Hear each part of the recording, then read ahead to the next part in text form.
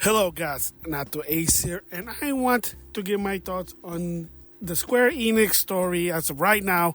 And of course, if you've been following the story, well, Square Enix they're not in a good situation.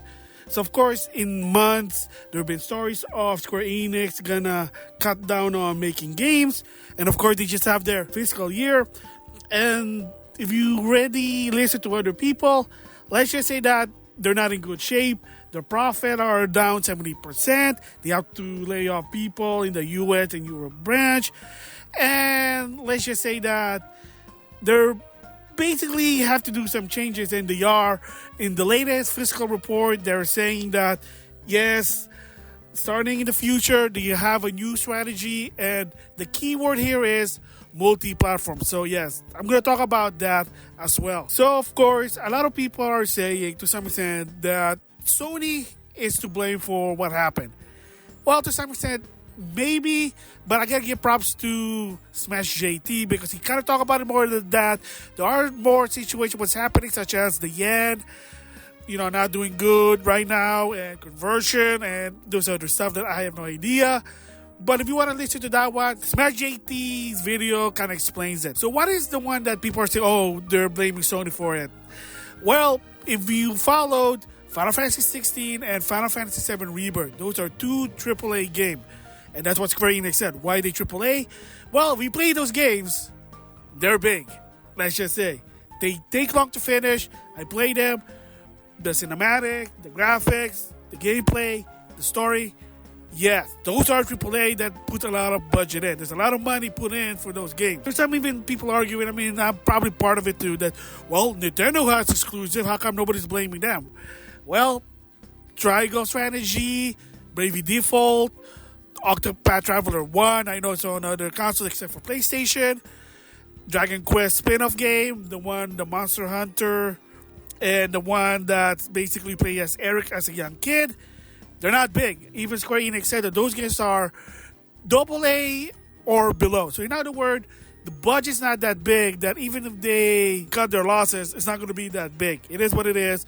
Versus Final Fantasy 16 and Rebirth 7, which is, according to Square Enix, the budget is super big. So the bigger the game is, you really want to hope that you're going to have a lot of money in your ROI.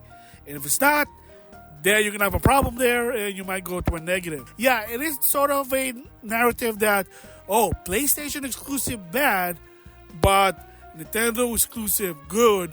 Oh, that Square Enix should support Nintendo more than PlayStation.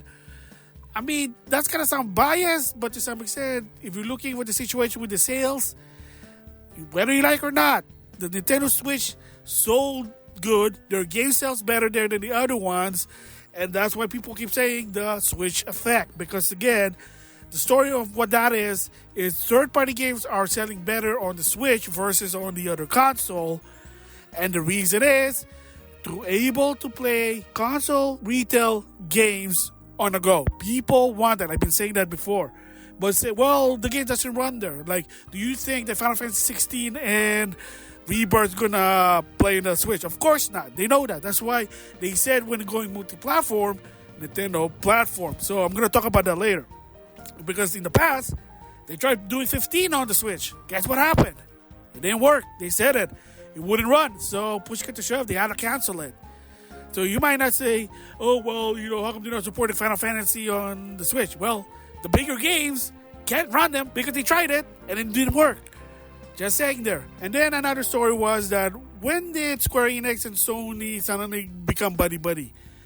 Okay, so first of all, it started in 1997. I'm going to tell a bit of a story about the history of Sony and Square Enix, or at the time Squaresoft, and what happened, how they have, as of right now, a great relationship, whether you like it or not. Okay, at first, during the 16-bit era, Squaresoft had a good relationship with Nintendo. But then at a point where it was the N64, they asked Nintendo, what are your medium? They said cartridge. And they said, well, we'd rather work on CD. Do you have something like that? And then what happened? And then they decided to go to Sony. They say, hey, we can put Final Fantasy 7, the PlayStation classic version, on there. Would you allow us? And Sony said, sure. And adding to that is, we'll help you fund the game. So people even don't know that if you notice the original Final Fantasy VII case, the design, there was a Sony logo because people don't know that Final Fantasy VII for the PlayStation 1 or the Classic was published by Sony.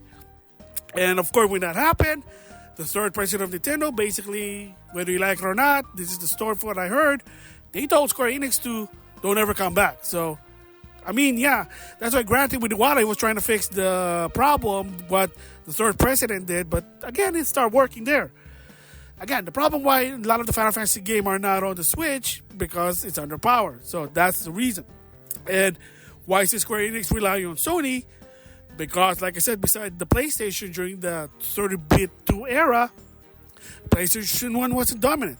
And then when it comes to the PlayStation 2, the reason there's a lot of games in the PlayStation 2 is that's the console that was sold the most. GameCube wasn't even close. Xbox wasn't close. The Dreamcast had to become third party because of the PlayStation 2. The reason during the PlayStation 2 was called the PlayStation 2 era because the PlayStation 2 dominated the gaming industry at that time, that era, whether you like or not. That's why a lot of Final Fantasy games, Square Enix games, were in the PlayStation 2. And it's not about Sony paying exclusive because they know you put it there, it's going to sell. And then moving to the HD era, and this is something people forgot to mention, Square Enix did go multi-platform during the HD era. When the PS3, sucked in the beginning, people don't know. Final Fantasy 13 was multi-platform. And the Sony fans at the time when they heard about that, they're like, oh my gosh, bullshit, this is suck. Which is, use your head, people. More people that are able to access the game, more money, that means they can do more Final Fantasy game. But at the time, no, you have to get a PlayStation, which at the time was selling like, $600? So, yeah. I mean, there were even other games that was on the PS2 exclusive are multi-platform. Devil May Cry 4 was also an example. And market jerk Christian Van basically said, go make a sandwich, quit bitching about it. I mean, he's right, because they want more people to play the game. This is what happened when you push cut to shove do exclusive. People are not going to play your game because they're not going to get a particular console. SNK Playmore in 2005 thought, oh, if you really want to play your game, you buy an Xbox. Yeah, bullshit. No. So they didn't have their sale. They got their losses and they start putting it on the PS2 at a loss. They're selling their games like, $15? And then you might say, well, Bayonetta 2 and 3. Well, you can blame Sega for that because Sega basically said, go with Nintendo. So take it what it is. So there you go. So, yeah. So third-party exclusive should not really be there. First-party exclusive game, yes. For third-party, maybe content-wise, but even that's kind of like, yeah, that could be a problem. Bottom line is, third-party games should be multi-platform no matter what. And as of right now in 2024, you can see why it's the reason. Final Fantasy 16, Rebirth are not selling to they wanted because not a lot of people have PlayStation 5. Okay, maybe if you put it on Steam, would it have a better sale? Probably. Why did they not? Who knows? Again, the report is that the reason those two games are PlayStation exclusive is Sony paid them a lot of money. You can blame Square Enix for accepting that. Yeah, maybe because there was some outside force situation that they didn't see it, but still, they accepted it. Remember, Grand Theft Auto 3, 2K, basically accepted the money from Microsoft. Microsoft paid them a lot of money to do some DLC exclusive, and then 2 years later, it finally went to the PS3. Again, just saying there. So thoughts about it is, as a PlayStation supporter, I prefer PlayStation than any other console. Yeah, I have to agree that your game has to be multi-platform, especially AAA. And again, it's not even about exclusivity that a lot of people say. Like on the financial report, it basically said AAA games. Final Fantasy 16 and Rebirth. And people might say, well, what about Phone Star?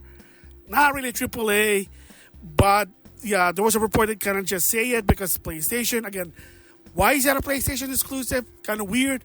If it was on Steam, PlayStation, Epic, heck, even Xbox, yeah, for $30, yeah, maybe people will play it. I mean, but the problem is it's a rip-off of Splatoon, and if you're trying to get that Fortnite money, probably not going to work, but that's beside the point. So the bottom line is the games did not sell the they wanted, and they were losing money. So I know in the previous video I said that they're cutting down on making games because that's also one of the problem. Of course, in 2023, they did release a lot of AA games. Octopath Traveler 2, Diofield Chronicles, Star Ocean 6, Valkyria Elysium. Games that were AA were released within months. Not a good idea. Maybe it might have worked during PlayStation 1 because they did that with Saga Frontier, Enhancer, Bushido Blade, etc., etc., etc. You get the idea, but they don't cost much. Now, making games for the PS4 and PS5, they cost more. Definitely, like I said, Rebirth and 16 cost a lot of money. I mean, there was a reason why Square-Enix was not happy with the sales for Tomb Raider when it first came out for the PS3 and 360, because the development was so high that they did not get a lot of money in their ROI. That's why. So, like I said, Thoughts, good idea in my opinion. And as for exclusivity, that should be a very, very bare minimum to 0. So it would be nice that a lot of those Switch exclusive also go to PlayStation. I mean, look at what's happening with some of the games from Spike Chunsoft with Raincoat Plus, Atlas with Shin Megami Tensei 5 Vengeance, and then hopefully Square Enix take a note, because another one I just forgot to mention, Monster Hunter Rise already is out. Monster Hunter Stories 1 and 2 is going to be on the PlayStation. And if you might wonder how come it's not on the Xbox for some of this game, again, whether you like it or not, Japanese games don't sell well in the Xbox, so they don't want to put the resource to put in the Xbox. Kind of bullshit to some extent, but that's a different story there. Because the minimum, at least if you want to do multi-platform, is, again, PlayStation, Switch, or Switch 2, and at least Steam to some extent. At least those 3 platforms, you should be fine. Put it to more, GOG, Epic Game Store, and Xbox, but that's up to them. So, but they really should put it on multiple platforms, just saying there. So that is my thoughts. Again, whether you like or not, as a PlayStation supporter, I understand that, it should be on PlayStation, but not a lot of people have PlayStation 5. It's expensive, whether you like or not. They'd rather just have it on the Switch. That's why if you notice when they say about Rebuild and Awaken, the first thing they said was Nintendo platforms, and then PlayStation, Xbox, PC, etc., etc. Chances are in the future, they might be going to be more supportive with Nintendo versus Sony once that new Nintendo Switch 2 comes out. Again, I might not like it as a Sony fan, but business 101, you got to do what you got to do. So, I mean, mostly I wouldn't be surprised if a lot of the developers are going to develop first for the next Nintendo console, the Nintendo Switch 2, and then they're going to port it to the other system, making the Nintendo Switch 2 as a priority, and then there you go. And again, you never know. Like I said in a different video, put achievement, and I'm happy with that. And if it's part to the other console, should be good. Like I said, I heard one of the rumor was as powerful as the PS4 Pro. Some people said Series S. Who knows? So there you go. My thoughts about Square Enix buying that moving forward. They are going to be doing multi-platform, less game. They have canceled some games, so that's unfortunate. And some reports say it was AA, and some of them might be 2D HD, but it is what it is. Of course, layoff on the US and Europe division. Unfortunate.